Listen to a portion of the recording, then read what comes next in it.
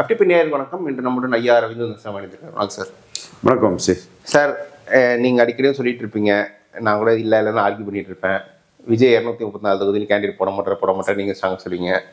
ஆனால் நான் அப்படி நம்பல, எலெக்ஷன் அப்போ தான் தெரியும்னு. பட் இப்போ ரீசெண்டாக லாஸ்ட் 2 டேஸ் நடக்கிற நிகழ்வுகள்லாம் பார்க்கும்போது விஜய் அதிமுக கூட்டணி போகிறதுக்கு பலமான வாய்ப்பு இருக்கிற மாதிரி தெரியுது. ஏன்னா அதிமுகவுக்கும் விஜய்க்கும் பெரிய அளவுக்கு சோ பண்ணிட்டு இருந்தது ஆதவ அர்ஜுனா இன்னைக்கு தமிழக வெற்றி காலம்ல சேர்ந்துட்டாரே தெரியல. பட் சேர போறாருன்னு அபிஷியல் நியூஸே வந்துருச்சு. அவருக்கு பெரிய பொறுப்பு கொடுப்பாங்கன்ற மாதிரி வருது. ஸோ இந்த ஆதவ அர்ஜுனாவோட பேச்சுக்கள்லாம் ஆன்டி டிஎம்கே, அது திமுகவில் ஒரு சிலரை டார்கெட் பண்ணி பேச்சுகள் இருக்கு. விஜய் ஆன்டி டிஎம்கேன்ற அந்த ஸ்டாண்ட் எடுக்காரு. ஸோ ப்ரோ விஜயா இருக்கிற வாக்காளர்கள் ஆன்டி டிஎம்கே உங்களால் மாற்ற முடியுமா? விஜய்க்கெல்லாம் சுட்டு போட்டாலும் சீமானுக்கு தைரியமும் வீரமும் வராது. இன்னைக்கு பேசுறாரு பாருங்க, கனிமொழி அடிக்கும் போது கொடநாடு கொலையை பற்றி ஏன்டா எவனும் பேசலன்னு கேட்கிறாரு. பொள்ளாச்சி பாலியல் கொடுமையை பற்றி எவனும் பேசலன்னு கேட்கிறாப்புல. எந்த அதிமுக அமைச்சரும் இன்னும் அரெஸ்ட் ஆகல ஏன்னு கேட்கிறாப்புல. ஒன்றோட அரெஸ்ட் ஆயிருக்காரு, ஜெயக்குமார்லாம் ஆயிருக்காரு. பட் அவர் இந்த அளவுக்கு ஸ்ட்ராங்காக பேசுறாருன்னா திமுகவையும் அதிமுகவையும் எதிர்த்து துணிச்சலா ஒரு வாரியர் மாதிரி அரசியல் பண்ணக்கூடிய சக்தி சீமானுக்கு தான் இருக்குது. விஜய் கோழைத்தனமான விஜய்க்கு அது இல்லைங்கிறதான் சீமானுக்கு மெசேஜ். நான் கோழைன்னு முடிவுக்கு வரல. 234 போட்டு நாளைக்கு விஜய் அதை பேசினாலும் நான் விஜய் வீரம் தானே பாராட்டினோம். அல்லது சந்தர்ப்பவாதி கோழை பச்சுங்கிறதா என்னோட அபிப்பிராயம். ஓகே, இதே விஜய் எடப்பாடியோட மனவலிமை டெஸ்ட் பண்ணி ஒரு பிளம் டீல், ஒரு 60 சீட் டீல் வாங்கிட்டு போனா அப்பயும் கோலன்னு சொன்னீங்களா? 60 சீட் வாங்கிட்டு போனா எடப்பாடி ஏமாளி, பலன் நிரூபிக்காதவனுக்கு ஜானகி கொடுத்த மாதிரி சொல்லுவோம். அப்ப விஜய் அங்க சாதிச்சிருக்காரு அர்த்தம். அது 50 சீட்டு பலன் நிரூபிக்காதவருக்கு 50 சீட்டுனா விஜய் அது சாதனை தான். பட் மக்கள் மத்தியில அது விலை போயிட்டான், வியாபாரம் பண்ணிட்டான், பச்சு அதுதான் சார். ஆனா வியாபாரத்துல எடப்பாடி மனவலிமை இழந்துட்டான்னு வரும். எடப்பாடி மனவலிமை இழப்பாரு நான் நினைக்கல. ஐயா எடப்பாடி பழனிசாமி அவர்கள் மனவலிமை இழப்பார் நான் நினைக்கல. அவர் முதல்ல பாமகவை பார்த்துட்டு தேமுதிக பார்த்துட்டு அதுக்கு பிறகுதான் விஜய்கிட்ட வருவாருங்கிறது என் கருத்து. 26 பிப்ரவரியில பார்ப்போம்.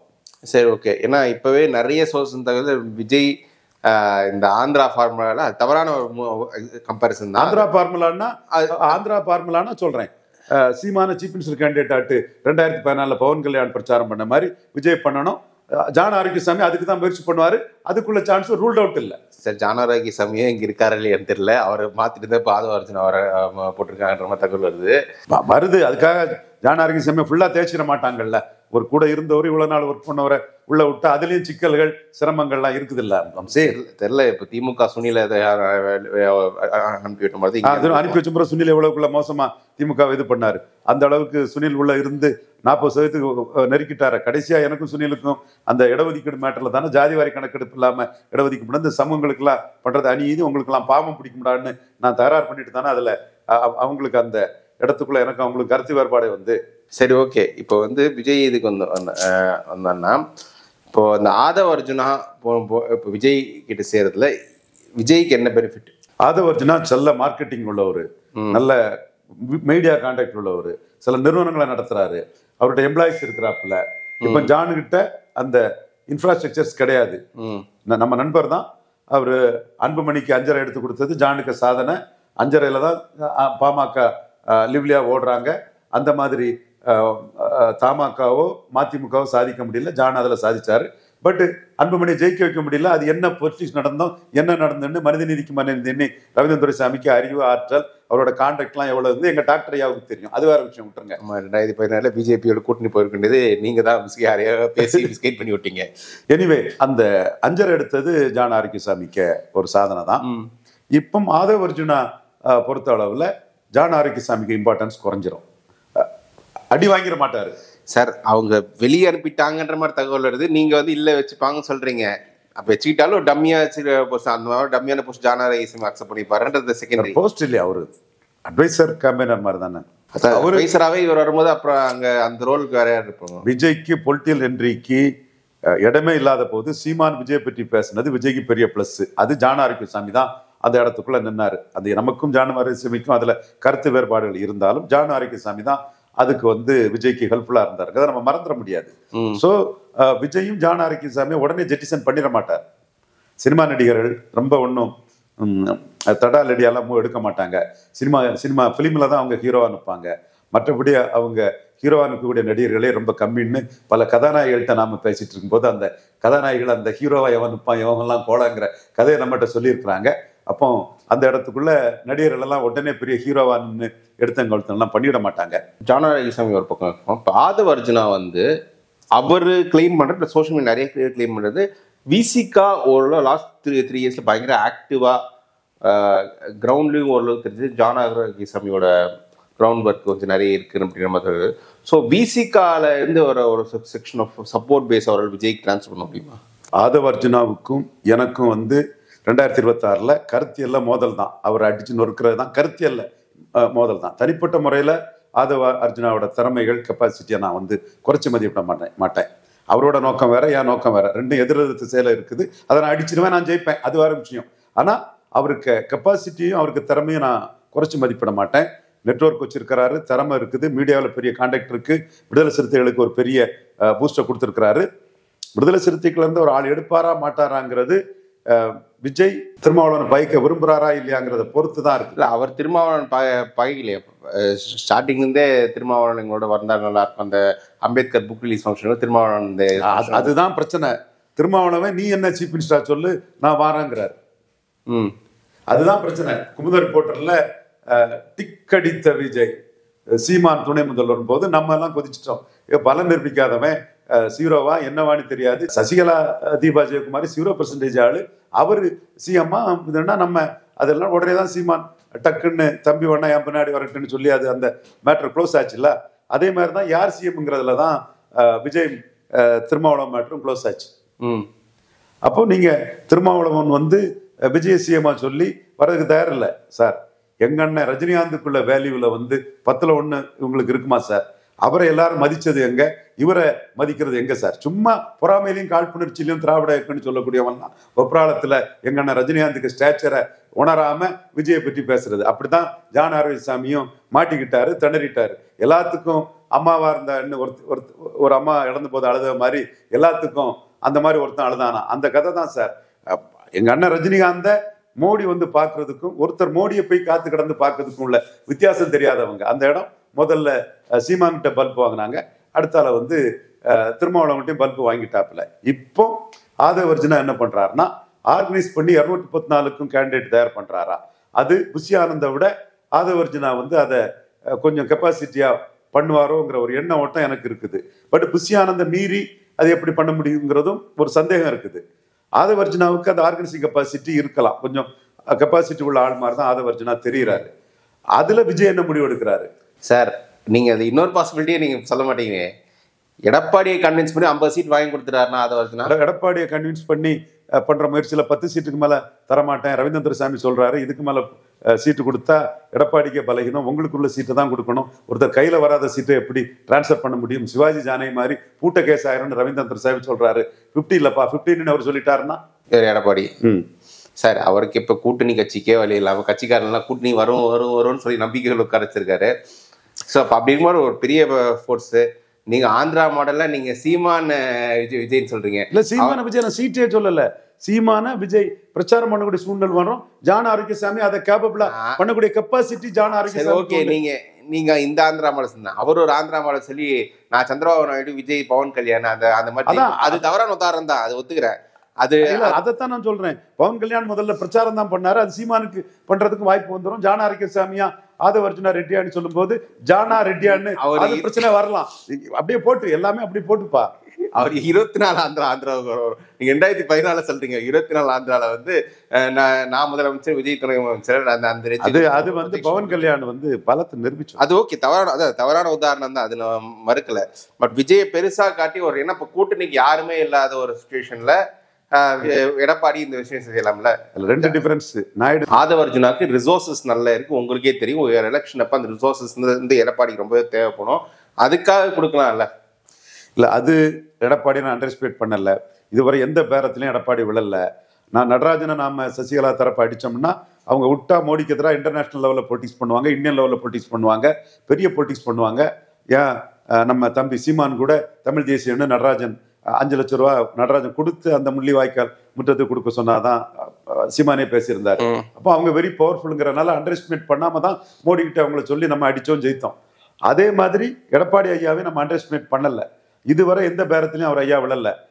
5 சீட்டு தான் பாஜக கொடுத்தாரு, தமிழிசைக்கு தூத்துக்குடியை தான் கொடுத்தாரு, 20 சீட்ல நிறுத்திட்டாரு. டாக்டர் ஐயாவை ஒரு கையில 10.5 ஒரு கையில 23 நிறுத்தினாரு. ஸோ உள்ளாட்சி தேர்தலில் நாம் இது பிஜேபிக்கு சீட்டு தர முடியாதுன்னாரு. எல்லா இதுலையுமே அவரு எல்லா இதாக தான் இருந்தாரு. அவரு விழுந்த ஒரே இடம் பிரேமலதா அம்மையார்ட்ட தான். 5 எம்பி சீட்டு கொடுத்துட்டாரு. சார் இதையே சொல்லுங்க, 2019 டாக்டர் ஆகிட்ட 8 சீட்டு கொடுத்தாரு. அது கொடுத்துதான் தீரணும், அது கொடுத்துதான் தீரணும். பிஜேபி 5ல் வச்சுட்டாரு. ஐயா வந்து 5.5% ஓட்டு எடுத்துட்டாரு. அந்த இடத்துக்குள்ள ஐயாவுக்கு சீட்டு கொடுத்தாதான் உங்களுக்கு செகண்ட் பொசிஷனுங்கிறத இது பண்ணி தினகரனும் ஐயாவும் சேர்ந்து இவரை காலி பண்ணக்கூடிய அதை வந்து வீழ்த்த முடியும். டிடிவியும் அன்புமணி ராமதாஸும் இவரு தங்க தமிழ்ச்செல்வன் டிடிவி கால அப்போ அது ஒரு கமல்ஹாசன்லாம் ஒரு மீட்டிங் போட்டதுல பயந்துட்டாரு. அது சரியான முடிவு.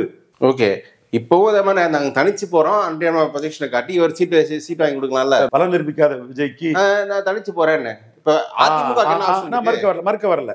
நான் இந்த இடத்துல நிதானமா பேசுறேன், கரெக்டா பேசுறேன். தனிச்சு போனா விஜய் யார் ஓட்டை எடுப்பாரு? எடப்பாடி ஓட்டை தான் எடுப்பாரு. ஆமா, பலகீனமானவன் தான் பலகீனப்படுவாப்புல.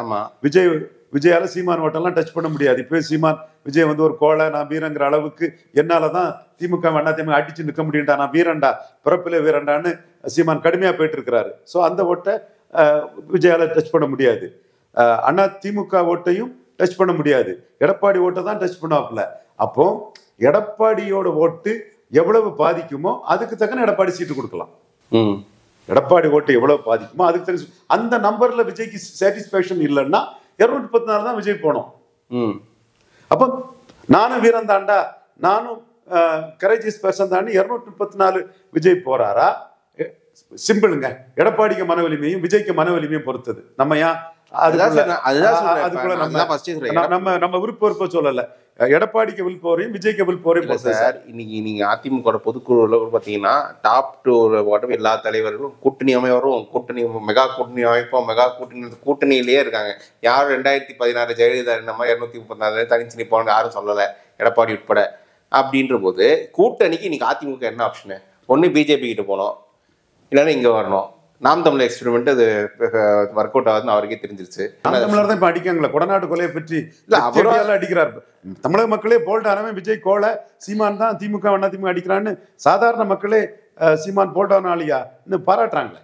இல்ல அவருக்கும் அந்த எக்ஸ்பெரிமெண்ட் விக்ரவாண்டியிலே ஃபெயிலியர் ஆயிடுச்சு, அவரும் ட்ரை பண்ணல.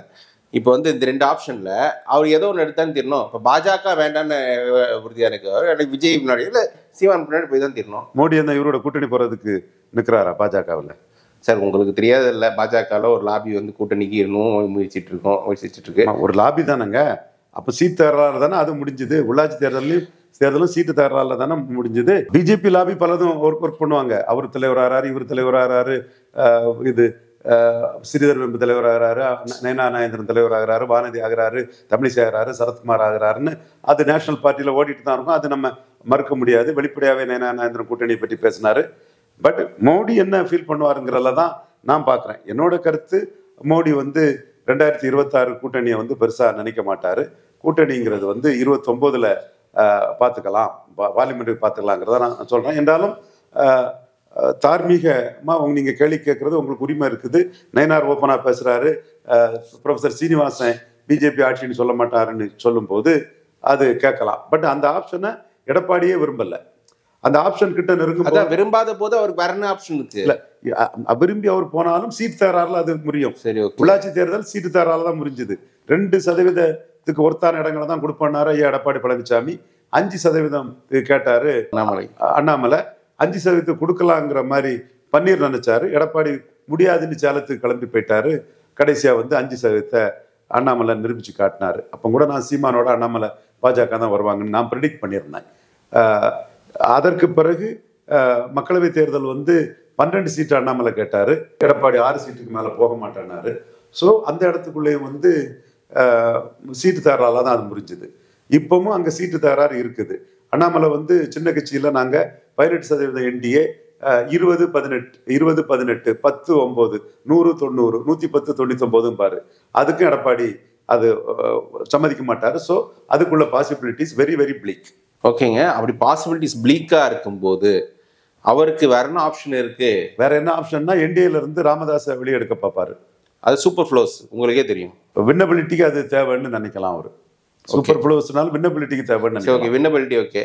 மற்ற ஒரு மெகா கூட்டி அவர் மெகா கூட்டணி கட்டணும் யாருன்னு ராமதாஸ் சொல்ல தேமுதிக இருப்பாங்கன்னா அதே சந்தேகம்.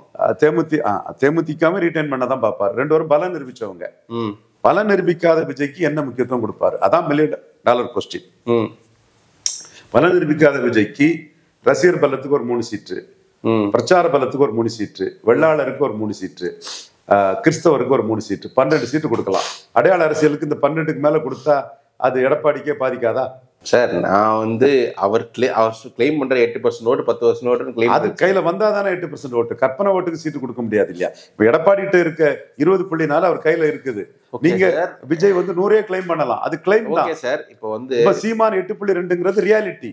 அந்த ரியாலிட்டியில இருக்கக்கூடிய சீமான பிடிக்காத வைத்தறிச்சல் பிடிச்சவங்க, பொறாம பிடிச்சவங்க, உங்களையும் சேர்த்து சொல்லவா இல்லையாங்கிற நான் யோசிக்கிறேன். அப்படி எண்ணம் கொண்டவங்க தான் விஜய்க்கு பெர்சன்டேஜ் போடுறாங்க. 26ல தான் விஜய்க்கு என்ன பெர்சன்டேஜ்னு தெரியும். ஓகே சார், பட் அவர் என்ன நினைக்கிறோம், ஒரு விஜய் பெருசா காட்டினா அந்த ஓட்டு வரும் நமக்கு அவர் நினைக்கலாம். பிகாஸ் அது ஒரு ஸ்ட்ராட்டஜி. கேப் அவருக்கும் திமுக கேப் பெருசு, பாமக திமுக அது ஒரு ஸ்ட்ராட்டஜி தான். பெருசா காட்டியும் ஒண்ணு வரலன்னா இவருக்கு ஓட்டுக்கு விஜய்க்கு சீட்டு கொடுத்த மாதிரி, ஜானகிக்கு ஓட்டுக்கு சிவாஜிக்கு சீட்டு கொடுத்த மாதிரி பிளாப் ஆகி போண்டியதும் இருக்கும். பெருசா காட்டுறதுதான் சரியான ஸ்ட்ராட்டஜி ஃபைட் பண்றதுக்கு. நீங்க 15 சீட்டு கொடுத்தீங்கன்னா விஜய்க்கு பலமே 2% ஆகி போகும். 60 சீட்டு கொடுத்தீங்கன்னா விஜய்க்கு பலத்தை நீங்க 8% காட்டுறீங்கன்னு ஆகும். ஸோ பலம் நிரூபிச்ச விஜயகாந்துக்கே 41 சீட்டு தான் ஜெயலலிதா கொடுத்தாங்க. அப்போ பலம் நிரூபிக்காத விஜய்க்கு நீங்க சீட்டு கொடுத்தீங்கன்னா ஜெயக்குமாரே உங்களை விமர்சனம் பண்ணுவார் இல்லையா? பக்கத்துல உங்க கட்சிக்காரனே விமர்சனம் பண்ணுவார்ல. அம்மா 2 தடவை பலம் நிரூபிச்ச விஜயகாந்துக்கே 41 தான் கொடுத்தாரு. ஒரு தடவை கூட பலம் நிரூபிக்காதவருக்கு இவ்வளவு சீட்டு கொடுக்குறாரு. அப்போ இவர் தப்பா கொடுக்குறாருங்கிறது வரத்தானே செய்யும் அந்த இடத்துக்குள்ள.